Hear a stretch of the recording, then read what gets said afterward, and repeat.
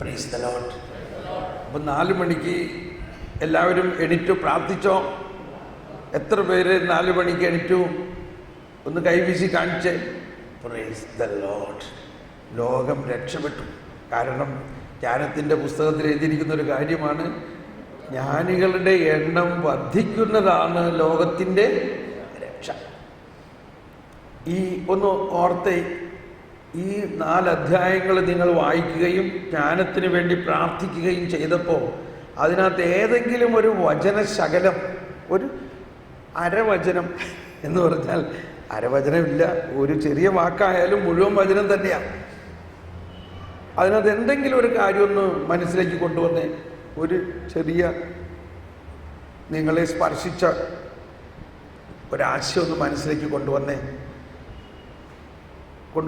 എന്ന് അടുത്തിരിക്കുന്ന ആളോടൊന്നും പറഞ്ഞേ, ഈ ജ്ഞാനത്തെക്കുറിച്ച് പ്രാർത്ഥിച്ചതിൽ എനിക്ക് ഇന്ന കാര്യമാണ് എന്നെ ഏറ്റവും സ്പർശിച്ചത്. പറഞ്ഞു, എന്താണ് ഈ ജ്ഞാനത്തെക്കുറിച്ച് എന്നെ ഏറ്റവും സ്പർശിച്ചത്? ഇനി ആ വചനത്തിലുള്ളതല്ലെങ്കിലും നിങ്ങൾക്ക് മനസ്സിൽ ഇപ്പോൾ വരുന്നൊരാശയം അടുത്ത ആളോടൊന്ന് പങ്കുവയ്ക്കുക. ജ്ഞാനത്തിൻ്റെ പുസ്തകത്തിൽ അല്ലെങ്കിൽ നിങ്ങളുടെ ഹൃദയത്തിൽ ദൈവം മന്ത്രിക്കുന്ന ഒരു കാര്യം ഒന്ന് അടുത്ത ആളോട് പറയുക. Praise the Lord. ഈ ജ്ഞാനത്തിൻ്റെ പുസ്തകം ഇങ്ങനെ വായിച്ചപ്പോൾ എനിക്ക് തോന്നിയിട്ടുള്ളത് ഇതാണ്. ഇപ്പോഴും ഞാൻ എന്തും വായിക്കുമ്പോൾ തോന്നുന്നത് ഇതാണ്, ദൈവമേ എത്ര വൈകി ദൈവമേ നിന്നെ അറിയുവാൻ. ഒന്ന് പാടി.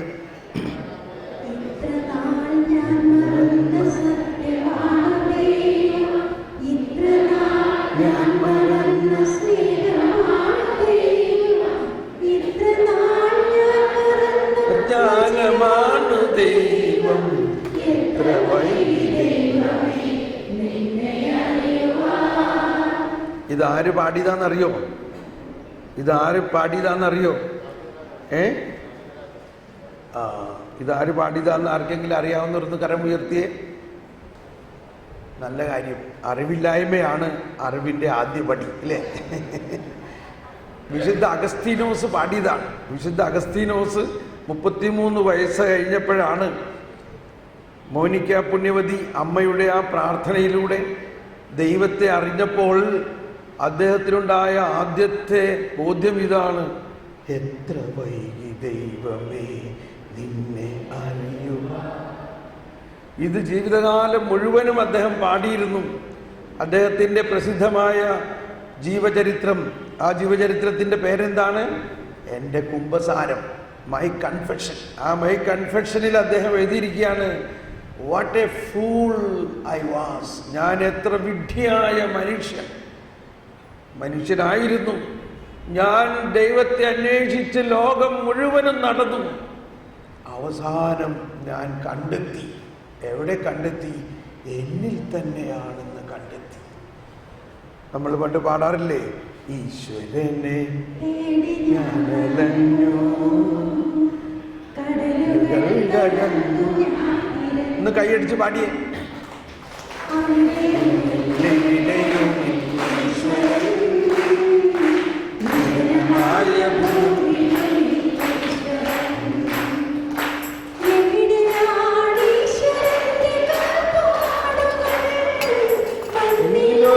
ഞാൻ തേടി കണ്ടില്ല, ഞാനീശ്വരന്റെ സുന്ദരാനനം ഇതിലൊക്കെ ഞാൻ തേടി കണ്ടില്ല. പിന്നെ എവിടെ കണ്ടു? താനവെന്നിലേക്ക് ഞാൻ തിരിഞ്ഞു,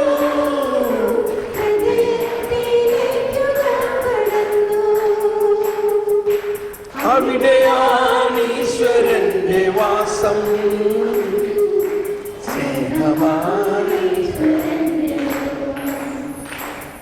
ഇപ്പൊ നമ്മൾ ഇങ്ങനെ പാടാം, ജ്ഞാനമാണീശ്വരന്റെ രൂപം, ഇല്ലേ?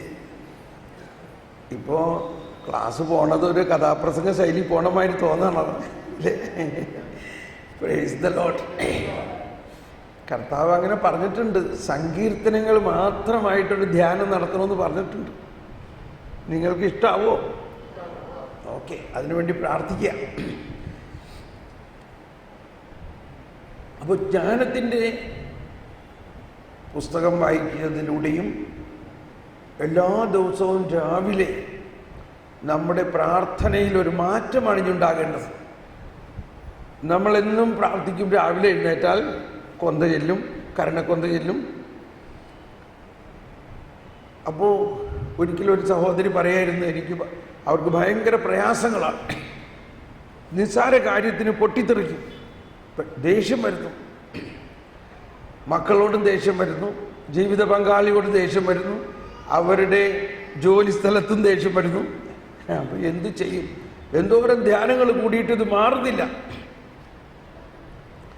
അപ്പം ഞാൻ ചോദിച്ചു, നീ എങ്ങനെയാണ് പ്രാർത്ഥിക്കുന്നത്? രാവിലെ എണീറ്റാൽ എന്ത് പ്രാർത്ഥനകളാണ് ചെയ്യുന്നേ?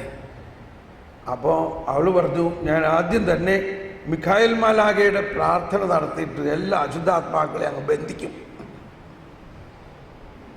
പിന്നെ കരുണക്കൊന്ത ചെല്ലും, പിന്നെ കൊന്ത ചെല്ലും മാതാവിൻ്റെ.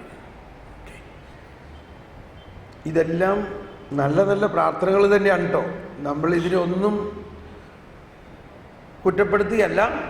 പക്ഷേ ഈ ചേരുംപടി ചേരും എന്ന് നമ്മൾ പറയുന്നതില്ലേ, ഓരോ പ്രാർത്ഥനയ്ക്കും അതിൻ്റേതായ ഉദ്ദേശമുണ്ട്, നിയോഗങ്ങളുണ്ട്, അതിൻ്റെ ഫലങ്ങളുണ്ട്. ഈ പ്രാർത്ഥനകളെല്ലാം തന്നെ മധ്യസ്ഥ പ്രാർത്ഥനകളാണ്. മനസ്സിലായോ? ഇപ്പൊ കരുണക്കൊന്ത ചെല്ലുമ്പോൾ നമ്മൾ ആർക്കു വേണ്ടിയാണ് പ്രാർത്ഥിക്കുന്നത്? ഈശോ മിശിഹാ കർത്താവിൻ്റെ പീഡാനുഭവത്തെക്കുറിച്ച് ഞങ്ങളുടെ മേലും ലോകം മുഴുവൻ്റെ മേലും വളരെ ശക്തമായ പ്രാർത്ഥനയാണ്. അപ്പൊ എന്തുണ്ടാവും? നമ്മുടെ ഉള്ളിലുള്ള കൃപ മുഴുവനും ലോകം മുഴുവനിലേക്കും ഒഴുകും. ഒഴുകിക്കഴിയുമ്പോൾ നമ്മളെന്തായി? നമ്മൾ കാലിയായി, നമ്മൾ സീറോ ആയി. അപ്പോൾ പ്രാർത്ഥിക്കണ്ടേ? പ്രാർത്ഥിക്കണം. കൊന്ത ചെല്ലും, മാതാവിൻ്റെ കൊന്ത ചെല്ലുമ്പോഴും എന്താ കൊന്തയിലെ പ്രാർത്ഥന? ഓ എൻ്റെ ഈശോയെ, ഞങ്ങളുടെ പാപങ്ങൾ ക്ഷമിക്കണമേ, നരകാഗ്നിയിൽ നിന്ന് ഞങ്ങളെ രക്ഷിക്കണമേ,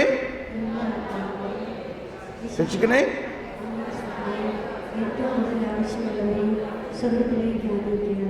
ഏറ്റവും അങ്ങയുടെ കാരുണ്യം ഏറ്റവും ആവശ്യമുള്ള എല്ലാവരെയും സ്വർഗത്തിലേക്ക് ആനയിക്കും.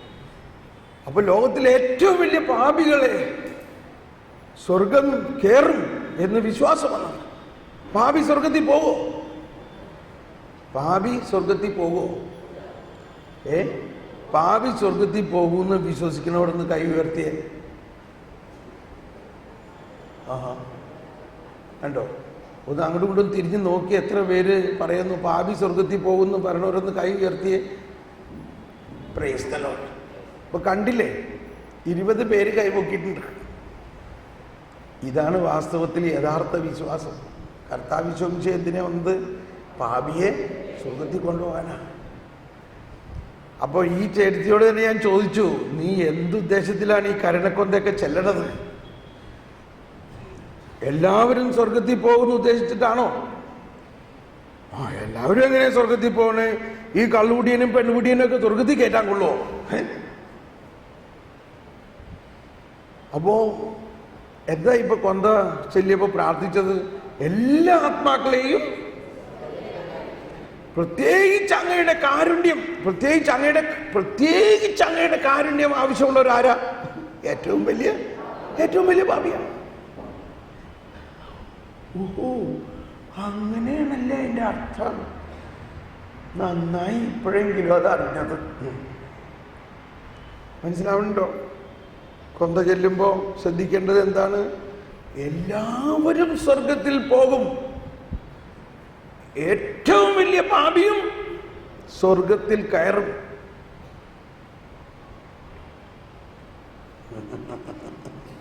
സന്തോഷായില്ലേ? ഇതാണ് പൗലോസ്ലീഹ പറഞ്ഞത്, എല്ലാവരും സത്യം അറിയണമെന്നും എല്ലാവരും രക്ഷിക്കപ്പെടണമെന്നുമാണ് കർത്താവ് ആഗ്രഹിക്കുന്നത്. എന്നിട്ട് പുള്ളി പറയാണ്, ഞാനാണ് അതിൽ ഏറ്റവും വലിയ പാപി. അപ്പൊ നമ്മളൊക്കെ രണ്ടാമത്തെ പാപി ആയിട്ടുള്ളൂ. ആരാണ് ഏറ്റവും വലിയ പാപി? പൗലോസ്ലീഹ തന്നെയാണ്. അപ്പൊ കർത്താവിൻ്റെ രക്ഷാകര പദ്ധതി എന്ന് പറയുന്നത് എല്ലാവരെയും സ്വർഗത്തിൽ കൊണ്ടുപോകണം എന്നുള്ളതാണ്. ഇപ്പം ഞാൻ ഈ ക്ലാസ്സൊക്കെ നടത്തുന്ന കണ്ടപ്പോൾ ദൈവത്തിൻ്റെ കരുണയെക്കുറിച്ച് ഇങ്ങനെ വാതോരാതെ വർണ്ണിക്കണ കണ്ടുകഴിഞ്ഞപ്പോൾ ഒരു ചേട്ടത്തി ചോദിച്ചു, ബ്രദർ പറയണ കേട്ട് കഴിഞ്ഞാൽ എല്ലാവരും സ്വർഗത്തിൽ പോകുന്നതാണല്ലോ പറയണേ. അപ്പം ഞാൻ ചോദിച്ചു, ചേട്ടത്തി എന്താ ആഗ്രഹിക്കണേ? നിങ്ങളെന്താ ആഗ്രഹിക്കണേ? നിങ്ങളോടും ചോദിക്കുകയാണ്, നിങ്ങൾ എന്താ ആഗ്രഹിക്കണേ?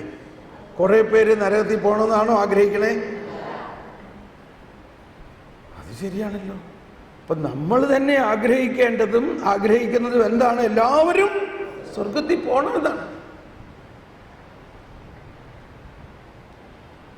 ഓക്കെ, അപ്പോൾ നമ്മളുടെ പ്രാർത്ഥന തന്നെ കുറേ പേര് നരകത്തിൽ പോകണം എന്ന് വിചാരിച്ച് പ്രാർത്ഥിക്കുകയാണെങ്കിൽ ആ പ്രാർത്ഥനയ്ക്ക് വലിയ ഫലമൊന്നുമില്ല. ചുമ്മാ ഇങ്ങനെ അധര വ്യായാമമാണ്. എന്താ അതിൽ പറയുന്നത്? പ്രത്യേകിച്ച് അങ്ങയുടെ കാരുണ്യം ഏറ്റവും ആവശ്യമുള്ള ആത്മാക്കളെ സ്വർഗത്തിൽ.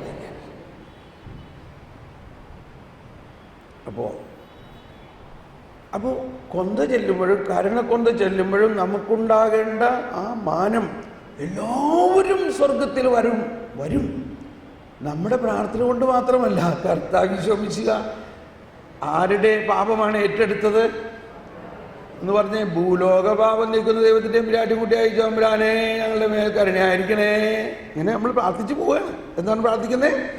ഭൂലോക പാപം നീക്കുന്ന ദൈവത്തിൻ്റെ ചെമ്പരാട്ടിൻ കുട്ടിയായി സ്വതമ്പരാനെ ഞങ്ങളുടെ മേൽ കരുണ. ആരുടെ പാപം നീക്കുന്ന? ഒന്ന് ഉച്ചത്തിൽ പറഞ്ഞ എല്ലാവരും കരമുയർത്തിക്കൊണ്ട്, ഭൂലോക പാപം നീക്കുന്ന ദൈവത്തിന്റെ ചെമ്പരാട്ടിൻ കുട്ടിയായി സ്വതമ്പരാനെ. ഇത് സംഭവിച്ചു കഴിഞ്ഞോ? ഈ ഭൂലോക പാപം കർത്താവ് വിശ്വസിക്കുക നീക്കിയെന്ന് വിശ്വസിക്കുന്നവർ കരം ഉയർത്തിയേ. ഒന്ന് കൈയടിച്ച് കർത്താവിനെ മഹത്വപ്പെടുത്തിയേ.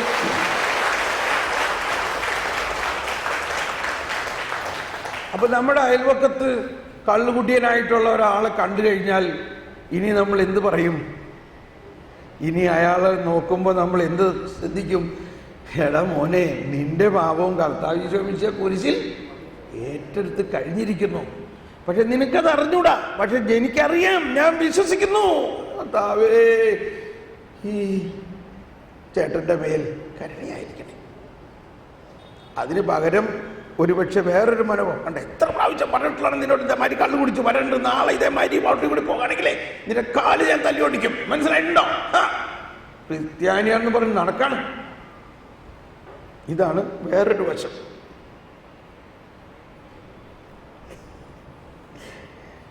ഒരിക്കൽ ഒരു അച്ഛനോട് ചോദിച്ചു, ബ്രദർ മോണോ ആക്ട് ചെയ്യാറുണ്ടോന്ന്.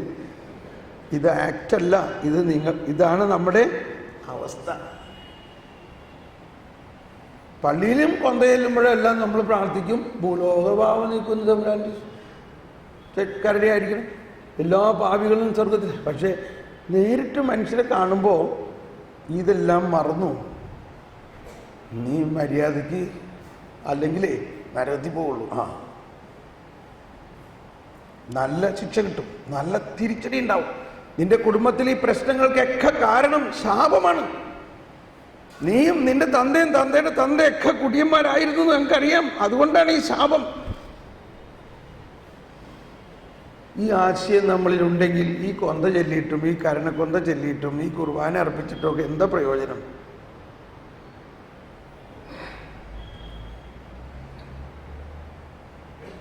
ഓക്കെ, ഇതൊരു വശം. ഇതിനെ നമുക്ക് തുറന്ന് ചിന്തിക്കാം. ആദ്യം പറഞ്ഞ പോയിന്റ്, രാവിലെ എഴുന്നേറ്റാൽ ആദ്യം തന്നെ നമ്മുടെ ഗ്ലാസ് നിറയണം, നമ്മുടെ ആത്മാവ് നിറയണം. നമ്മുടെ ആത്മാവ് നിറഞ്ഞതിന് ശേഷം കരുണക്കൊന്ത ചൊല്ലിക്കോ, എല്ലാ പ്രാർത്ഥനകളും പ്രാർത്ഥിച്ചോ. ആദ്യം നമ്മൾ എന്ത് പ്രാർത്ഥിക്കണം?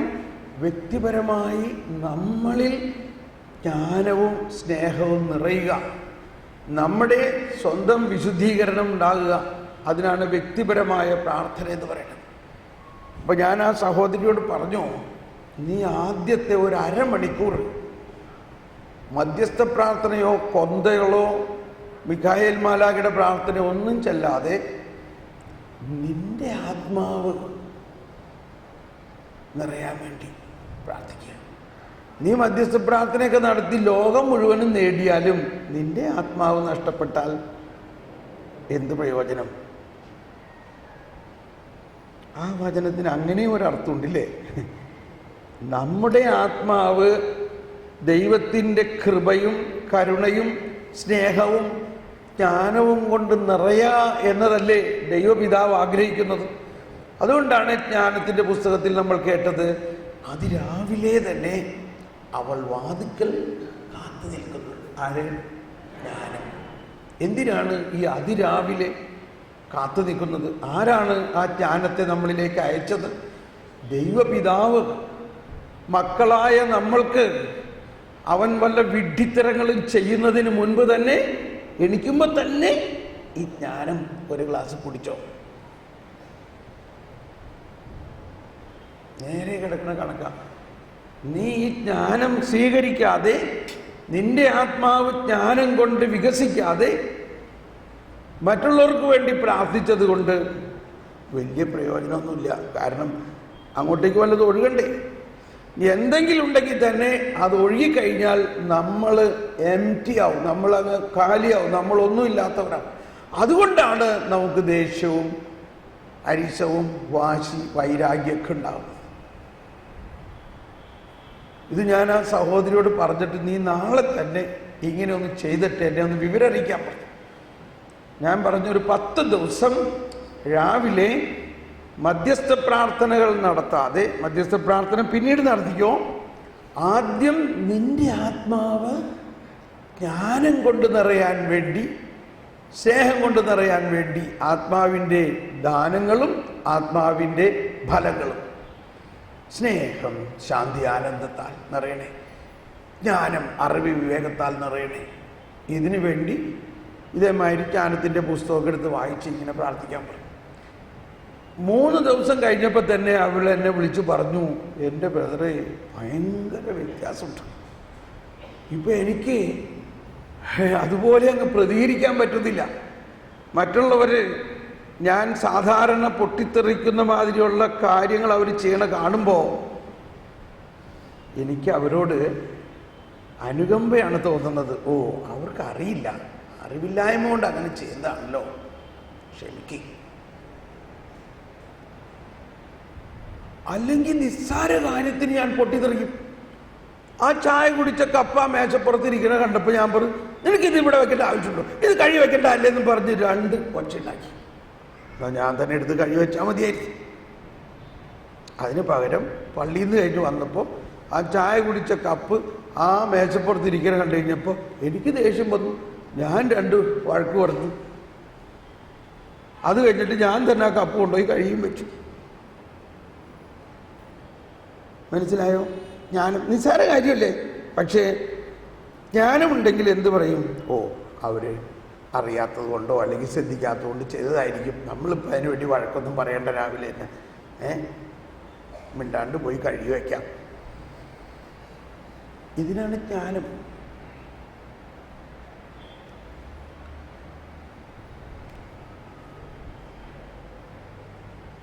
അപ്പോൾ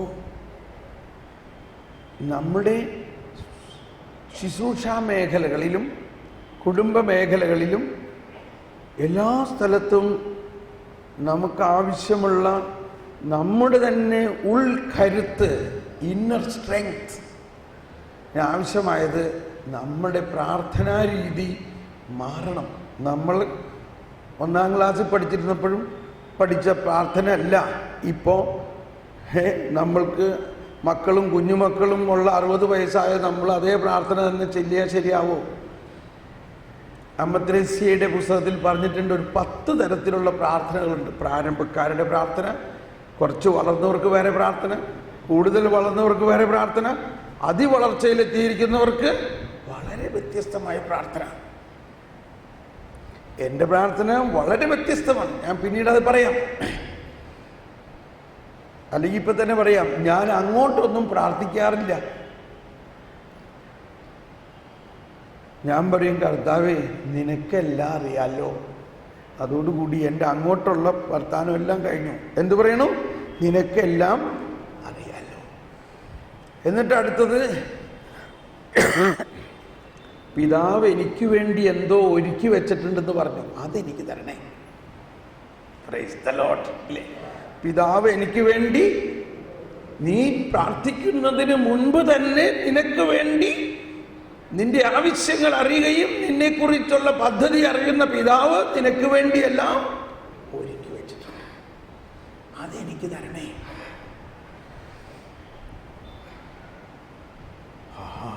അപ്പൊ കർത്താവ് ചിരിക്കാൻ തുടങ്ങും. അപ്പോൾ പറയാ, നീ മനസ്സിലാക്കിയിരിക്കണല്ലേ. എന്നിട്ട് പറയും, അത് നിനക്ക് അജ്ഞാതമാണ്. അതെ, അത് ഞാൻ അറിയണ്ട. കണ്ണ് കാണാത്തതും കാത് കേൾക്കാത്തതും മനുഷ്യ മനസ്സ് നിരൂപിക്കുക പോലും ചെയ്യാൻ പറ്റാത്ത അത്രയ്ക്ക് വലുതാണ് എനിക്ക് വേണ്ടി ഒരുക്കി വെച്ചിരിക്കുന്നതെന്ന് എനിക്കറിയാം. ഞാൻ കാണണ്ട, ഞാൻ അറിയണ്ട, പക്ഷേ അത് എൻ്റെ അറിവിനെ അതിശയിക്കുന്നതാണ്. ഇതാണ് കണ്ടോ, സർവജ്ഞനായ ഭരണകർത്താവ് അങ്ങയുടെ ഭവനത്തിൽ വസിക്കുന്നവരുടെ വിസ്മയനീയനായ പരിപാലകൻ. കർത്താവേ, എനിക്ക് നീ ഒരുക്കി വച്ചിരിക്കുന്നത് എൻ്റെ അറിവിന് അപ്രാപ്യമായ വിസ്മയനീയമായതാണ്. അതെനിക്ക് തരണേ.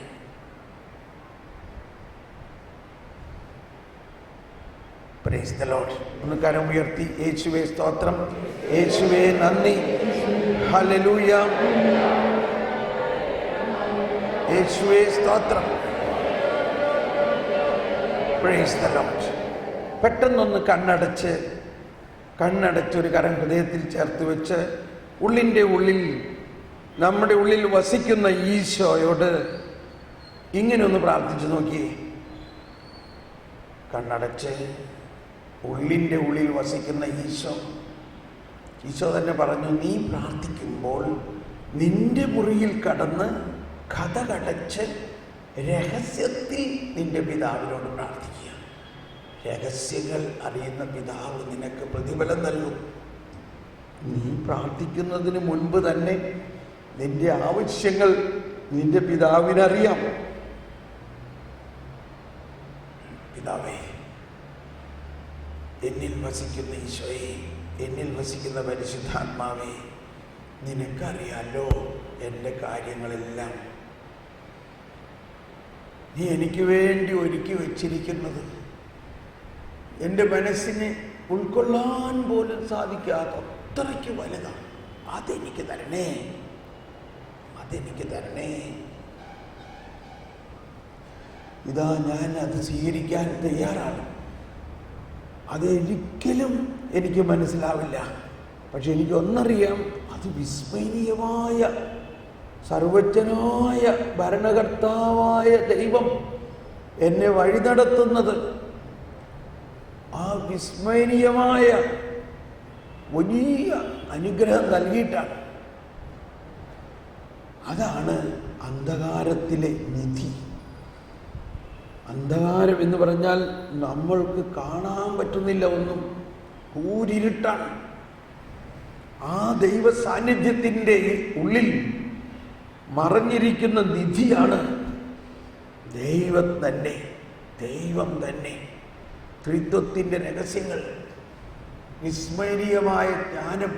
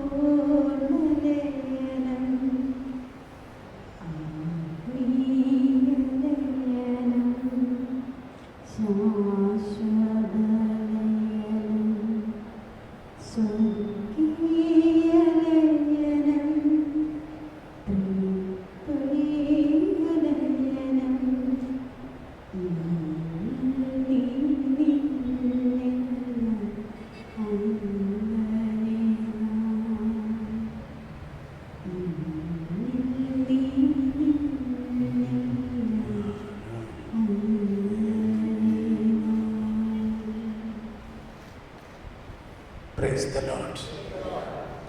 ഇതും ഒരു പ്രാർത്ഥനയാണ്.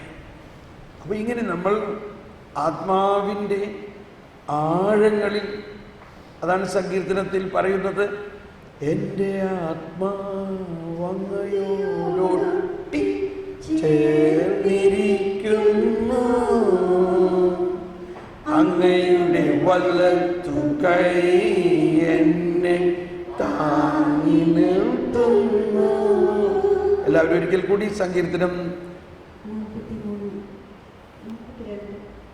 63. സങ്കീർത്തനം 63:8 ഈ പാടിയത്. എൻ്റെ അങ്ങയോടൊട്ടി ചേർന്നിരിക്കുന്നു, അങ്ങയുടെ വലത്തു കൈ എന്നെ താങ്ങി നിർത്തുന്നു. സങ്കീർത്തനം 42 വേറൊരാശയം പറയുന്നുണ്ട്. അതുദ്ദേശിച്ചിട്ടാണ് ലിസി ഇങ്ങനെ പറഞ്ഞത്. 42 അതൊന്ന് പാടാം. അങ്ങയുടെ വെള്ളച്ചാട്ടങ്ങളുടെ ഇരമ്പൽ കൊണ്ട് ആഴത്തെ വിളിക്കുന്നു, അങ്ങയുടെ തിരമാലകളും ഓളങ്ങളും എന്റെ മീതെ കടന്നു. അങ്ങയുടെ വെള്ളച്ചാട്ടമൊക്കെ നമ്മൾ കണ്ടിട്ടുണ്ടല്ലോ. ആ വെള്ളച്ചാട്ടത്തിന്റെ നടുക്കാരെങ്കിലും പോയി നിൽക്കാൻ പറ്റുമോ? ആർക്കും പറ്റില്ല. പക്ഷെ ആ വെള്ളച്ചാട്ടത്തിന്റെ അടുത്ത് നിൽക്കുമ്പോഴേക്കും നമുക്ക് ഭയങ്കര സമാധാനമായി. ഇതുപോലെയാണ് ദൈവാനുഭവം, ദൈവാരൂപി നമ്മളിലേക്ക് ഒഴുകുന്നത്. ദൈവാരൂപി മനുഷ്യന്റെ ആത്മാവിലേക്ക് ഒഴുകുന്നത് തുള്ളി തുള്ളിയായിട്ടല്ല, മറിച്ച് എങ്ങനെയാണ്? അങ്ങയുടെ വെള്ളച്ചാട്ടങ്ങളുടെ ഇരമ്പൽ കൊണ്ട് ആഴത്തെ വിളിക്കുന്നു, അങ്ങയുടെ തിരമാലകളും എന്റെ മീതെ. ദൈവത്തിൻ്റെ കൃപ, ദൈവത്തിൻ്റെ ജ്ഞാനം, ദൈവത്തിൻ്റെ സ്നേഹം, ദൈവത്തിൻ്റെ വിശുദ്ധി, ദൈവത്തിൽ നിന്നുള്ളതെല്ലാം വെള്ളച്ചാട്ടം പോലെ നമ്മുടെ ആത്മാവിൻ്റെ ആഴങ്ങളിലേക്ക് ചെല്ലുമ്പോഴാണ് ഈ ആത്മാവിന് ദൈവത്തോട് ആഴമായ ഒരു ദാഹം ഉണ്ടാവുന്നത്. അതാണ് ആഴത്തെ വിളിക്കുന്നു എന്ന് പറയുന്നതിൻ്റെ അർത്ഥം. ഒന്ന് പറഞ്ഞ ഈ വാക്ക്, ആഴത്തെ വിളിക്കുന്നു. അപ്പൊ ആദ്യത്തെ ആഴം എന്താ? ദൈവത്തിൽ നിന്ന് തന്നെ ഒഴുകുന്ന, ദൈവത്തിൻ്റെ മുൻകൈയെടുക്കലിലൂടെ ഒഴുകുന്ന പരിശുദ്ധാത്മാവിൻ്റെ കുത്തൊഴുക്കാണ്. അതിങ്ങനെ ഇടുക്കി ഡാം തുറന്നാൽ എന്തുമായിരിക്കും എന്നുള്ള മാതിരി ആ വെള്ളച്ചാട്ടത്തിനെ തടസ്സപ്പെടുത്താൻ എന്തിനെങ്കിലും സാധിക്കുമോ? ഇപ്പോൾ നമ്മുടെ ഉള്ളിൽ ഒരുപാട് തെറ്റിദ്ധാരണകളുണ്ട്. സൂപ്പർസ്റ്റിഷ്യൻസ് എന്ന് പറയാം. അതായത് മാനുഷികമായ ജ്ഞാനത്തിലൂടെ കടന്നുകൂടിയിരിക്കുന്ന ചില ബോധ്യങ്ങൾ. ഒരു ബോധ്യം ഇതാണ്, നീ ഇതേമാതിരിയൊക്കെ പാപം ചെയ്യുകയാണെങ്കിൽ നിന്റെ കൃപ നഷ്ടപ്പെടും കേട്ടോ. പാപം കൃപയെ തടസ്സപ്പെടുത്തും. പാപം ചെയ്യാനല്ല ഈ പറയണതിൻ്റെ അർത്ഥം. ഈ സത്യം മനസ്സിലാക്കണം. പാപം എവിടെ നിന്നുണ്ടായി? പാപം മണ്ണിൽ നിന്നുണ്ടായി, അല്ലേ? പാപം നശ്വരമാണോ അനശ്വരമാണോ? പാപം നശ്വരമാണോ അനശ്വരമാണോ? നശ്വരമാണ്. കൃപയോ അനശ്വരമാണ്. അപ്പൊ ഏതിനാ ശക്തി? കൃപയ്ക്ക്. കൃപ വെള്ളച്ചാട്ടം പോലെ നമ്മിലേക്ക് ഒഴുകുമ്പോൾ എന്തിനാണ് ഈ കൃപ ഒഴുകുന്നത്? ഈ പാപത്തിനെയെല്ലാം കഴുകിക്കളയാൻ വേണ്ടിയാണ് കൃപ ഒഴുകുന്നത്. അപ്പോൾ പാപം കൃപയെ തടസ്സപ്പെടുത്തുന്നത് എങ്ങനെയാ?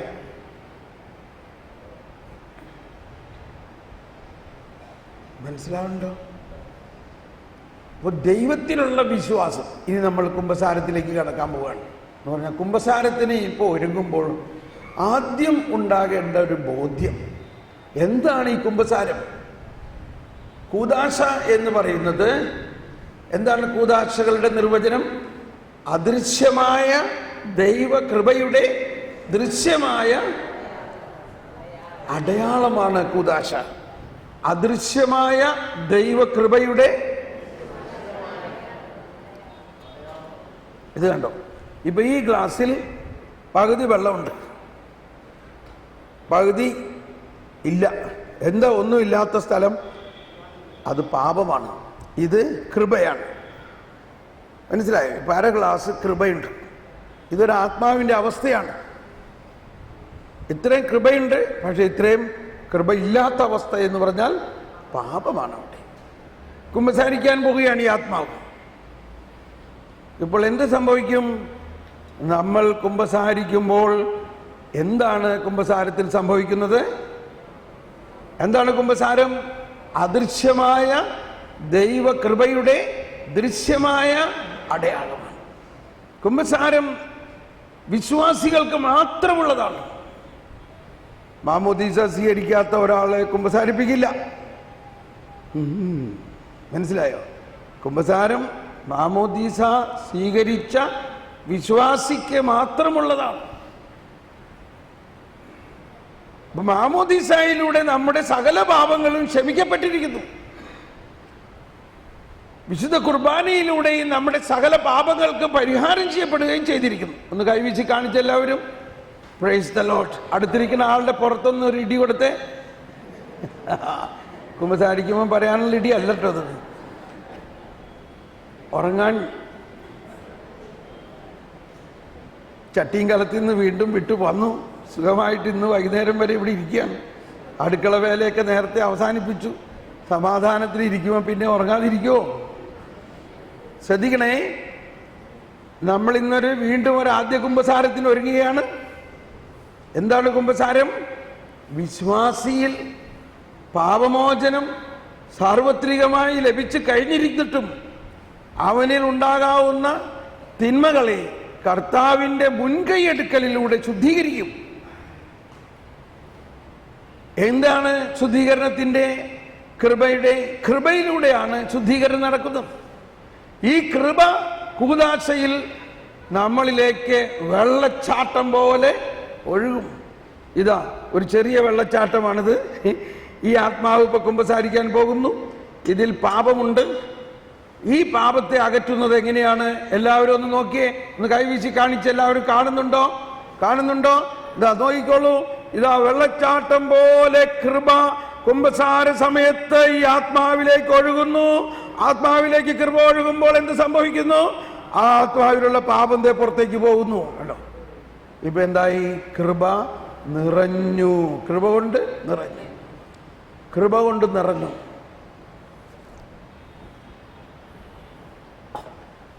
കുമ്പസാരം കഴിഞ്ഞു. ഇപ്പൊ ആരാണ് നമ്മളെ കൃപ കൊണ്ട് നിറച്ചത്? കർത്താവ് ഈശോ മിശിഹായാണ്. ആ കർത്താവ് ഈശോ മിശിഹയാണ് വൈദികനായി അവിടെ ഇരിക്കുന്നത്. ആ വൈദികൻ, ആ ഈശോ മിശിഹ നമ്മൾ ചെയ്ത പാപത്തിൻ്റെ, സാധാരണഗതിയിൽ പാപമെല്ലാം ഓർത്ത് പറയണം എന്നിരുന്നാലും നമ്മളുടെ ഉള്ളിലുണ്ടാകേണ്ട ഒരു വിശ്വാസം എന്താണ്? നമ്മുടെ പാപത്തിൻ്റെ കണക്ക് നോക്കിയിട്ട് നമുക്ക് അനുഗ്രഹം തരാനിരിക്കുന്ന ഒരാളല്ല അവിടെ. നിന്റെ പാപം കടും ചുമപ്പാണെങ്കിലും ഞാൻ അവയെല്ലാം വെള്ള പോലെയാക്കും. ഈ കരുണയുടെ വർഷത്തിലെ കരുണയുടെ കർത്താവൊക്കെ ഇവിടെ ഉണ്ട്. കരുണ കൊന്തയും ചെല്ലുന്നുണ്ട്. എന്നാലും പറയുന്നേ ഇവനൊന്നും സ്വർഗത്തിൽ കയറ്റാൻ കൊള്ളൂല, അവനൊക്കെ പാപിയാണ്. പിന്നെ എന്തിനീ കരുണ കൊന്ത ചൊല്ലിയിട്ട് കാര്യം? എന്താണ് കരുണ എന്ന വാക്കിന് അർത്ഥം? കരുണ എന്നാൽ എന്താ അർത്ഥം? ഒന്ന് അടുത്തിരിക്കുന്ന ആളോടൊന്ന് പറഞ്ഞേ, ഞാൻ കേൾക്കണ്ട. കരുണ എന്ന് പറഞ്ഞാൽ എന്താ അർത്ഥം? ഒന്ന് അടുത്തിരിക്കുന്ന ആളോട് പറഞ്ഞേ, എന്താ കരുണ എന്ന് പറഞ്ഞാൽ? പറഞ്ഞു കഴിഞ്ഞല്ലോ അല്ലേ? ഇനി ഞാൻ യഥാർത്ഥ ഉത്തരം പറയാൻ പോവുകയാണ്. അപ്പം നിങ്ങൾ എന്നിട്ട് എനിക്ക് പറഞ്ഞ് മനസ്സിലാക്കണം. നിങ്ങൾ തമ്മിൽ പറഞ്ഞോ?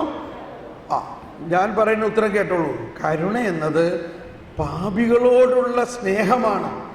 ദൈവത്തിന് പാപികളോടുള്ള സ്നേഹത്തിന് കരുണയെന്ന് പറയുന്നു. ഈ ഉത്തരം പറഞ്ഞവർ എത്ര പേരുണ്ടെന്ന് കൈവക്കിയേ? പാപികളോടുള്ള സ്നേഹമാണ് കരുണയെന്ന് ഉത്തരം പറഞ്ഞവർ 15 പേരുണ്ട്. എന്നാൽ ഇവിടെ ഇരിക്കുന്ന എല്ലാവരും കരുണ കൊന്തയല്ലോരാ. പാപികളോട് ദൈവത്തിന് സ്നേഹമാണ്. ഇതാണ് സുവിശേഷം എന്ന് പറയുന്നത്. ഇതൊരു പുതിയ വാർത്തയാണ്. പ്രത്യേകിച്ച് യേശു വന്നു കഴിഞ്ഞപ്പോൾ അതുവരെ ഉണ്ടായിരുന്ന അവസ്ഥ എന്തായിരുന്നു? ഫരിസേയരും നിയമജ്ഞരും പാപികളുടെ പുറകെ നടന്ന് അവരെ ഓടിച്ചിട്ട് പിടിച്ചിട്ട് അവൻ പാപിയാണ്, അവനെ കല്ലെറിയണം, അവൻ കൽപ്പന ലംഘിച്ചിരിക്കുന്നു. ഇതിനാണ് ഇനി മുതൽ നമ്മൾ പറയാൻ പോകുന്ന ഒരു വാക്ക് ഫരിസേയ മനോഭാവം. എന്താണത്? ഫരിസേയ മനോഭാവം. വാസ്തവത്തിൽ ഈശോ ഈ മത്തായി, മർക്കോസ്, ലൂക്ക, യോഹന്നാനിൽ പറയുന്ന അധികം കാര്യങ്ങളും ഫരിസേയരോടായിട്ടാണ് പറയുന്നത്. ആരോടായിട്ടാണ് പറയുന്നത്?